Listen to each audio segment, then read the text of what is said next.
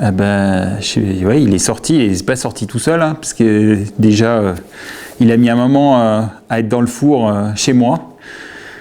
Du coup, je suis content de l'avoir fini, parce que ça a été par rebondissement, avec des confinements, des trucs vachement bizarres.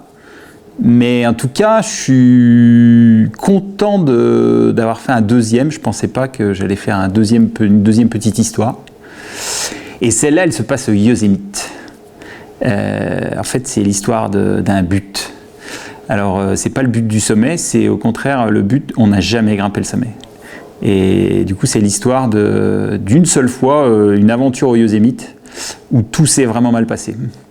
Ce qui m'a permis de raconter 2-3 autres trucs à ce propos. Et pourquoi tu as choisi cet angle ?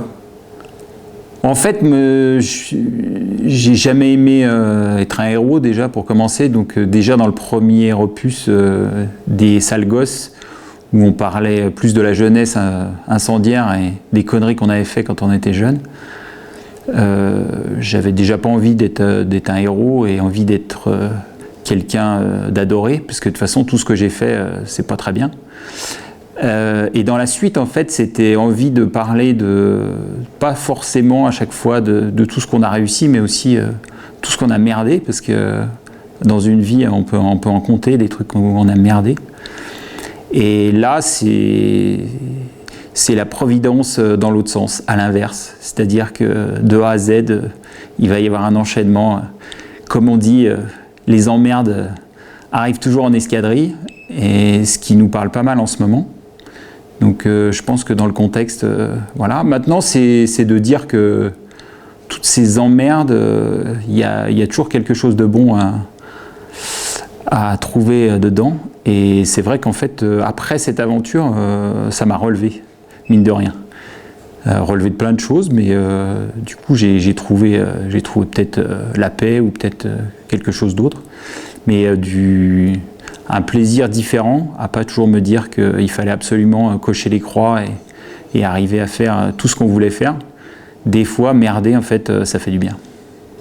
C'est vrai, quand on connaît un peu, c'est un enchaînement de haut et de bas, c'est exceptionnel. Oui, forcément, ouais, l'enchaînement de haut et de bas personnel, où je me suis blessé en permanence. Du coup, des fois ça a réussi et des fois je me suis bien pété la gueule. Comme je dis souvent, j'ai eu quelques glissades, mais les glissades souvent qui durent des fois 1 an. Notamment même à l'Everest, où on a essayé de grimper et de faire un peu du snowboard au sommet. On n'a jamais réussi à atteindre le sommet. Et puis j'ai fini par mettre 1 an à me remettre parce que j'avais un truc dans la tête, et puis d'autres gros rhumes que j'ai eu, casser des jambes, casser des bras, casser de la tête, alouette.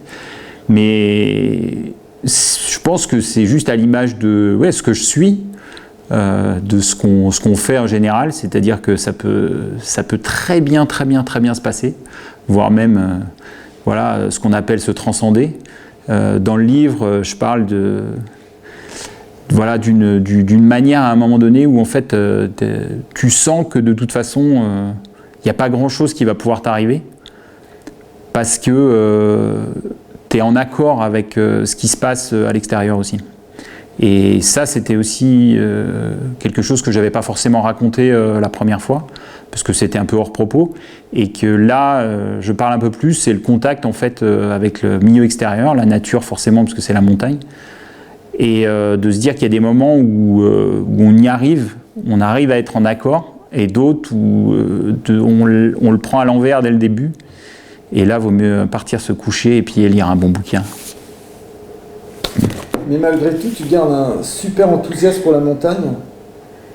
Ouais, je crois que c'est marrant parce qu'à un moment, je pensais me dire qu'avec mes béquilles et le reste, ça allait me lâcher. C'est-à-dire que j'allais me dire, j'ai fait mon temps, de toute façon, je suis complètement pété. Dès que le matin, je me lève, j'ai mal partout.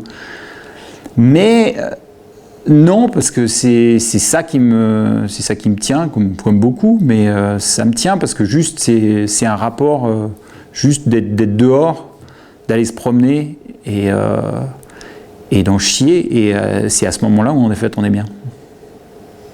On ne va pas le retrouver dans le livre, mais moi je me rappelle d'un solo et d'un son en bass jump duo. Un jour, tu le raconteras, celui-là? Oui, en fait, bon, je l'avais déjà raconté un peu dans Sale Gosse rapidement. C'était au Yosemite, j'ai été une dizaine de fois, ou peut-être même plus, je sais plus, 10-15 fois. Et notamment, voilà, il y avait une fois où j'avais voulu partir tout seul avec mes gros sacs et puis essayer une voix en solo qui avait un peu merdé, mais finalement j'avais réussi à faire une autre voix après avoir cassé le portaledge. J'avais emprunté un hamac comme les vieux et puis réussi à faire la voix et à porter mon parachute et puis à sauter. Et du coup ça avait été un truc vraiment sympa. Et Yosemite, à chaque fois que j'y vais, de toute façon c'est différent. Là, cette fois, c'est pas mal parce qu'il y a un rapport humain avec les gens avec lesquels je voyage qui est complètement différent. C'est des gens que je connais pas forcément depuis longtemps. Et du coup, je les découvre sur place. Mais je découvre aussi pas seulement les mauvais côtés, mais au contraire, voilà, le copain Kurt, qui donc est le personnage principal de l'aventure, est vraiment un personnage silencieux qui est difficile à cerner. Et finalement, là-bas, je découvre que c'est le meilleur des hommes, quoi. Avec toujours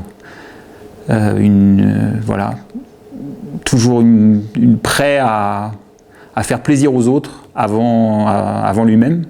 Et même si tout merde, avec lui, ça reste, quoi. Tout va bien. Malgré tout, il n'a pas voulu que tu mettes son nom. Hein. Ah, il n'a pas voulu que je mette son nom, son vrai nom. Ouais, je le cache juste pour pas grand monde, parce que ceux qui le connaissent vont le reconnaître, et puis les autres, voilà, mais c'est par respect pour lui. Voilà, il m'a dit, il n'y a pas de problème, tu peux raconter toutes les conneries qu'on a faites, mais tu m'appelles Kurt. Voilà, donc c'est Kurt. Kurt exemplaire, il s'appelle. Là, t'es le premier, hein. Première dédicace. On est le 3, non? Je vais dire ça. Le 3, ouais, c'est ça.